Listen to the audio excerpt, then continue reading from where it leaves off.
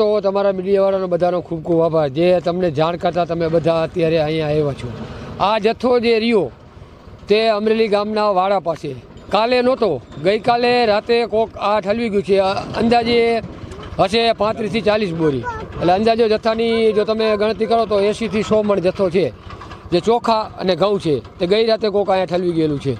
તમને કેવી ખબર પડી? અમે કાયમ અહીંયા આવી છીએ, ગામની અંદર વાડીનું કામ કરી છીએ, એટલે અહીંયાથી નીકળ્યા એટલે અમે જોયું અને ગઈકાલનું જે અમે જોયેલું હતું એ પ્રમાણે એવું લાગ્યું કે આ જથ્થો એ જ છે, એટલે અમે ઊભા રહીને જોયું અને તમને બધાને બોલાવ્યા।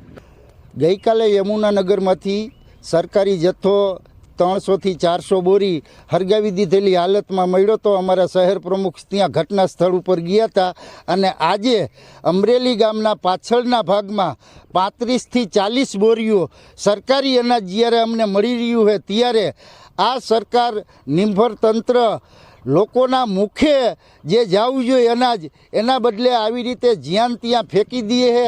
આ બાબતની હું જિલ્લા કલેક્ટરને અને જિલ્લા પુરવઠા અધિકારીને લેખિતમાં હું રજૂઆત કરીશ અને આની તટસ્થ તપાસની માંગ કરીશ અને આવનારા દિવસોમાં જે કોઈ આ અનાજ અહીંયા ફેંકી ગયું છે એના વિરુદ્ધમાં કાયદેસરની કાર્યવાહી કરે એવી મોરબી જિલ્લા કોંગ્રેસ તરીકે હું માંગણી કરીશ।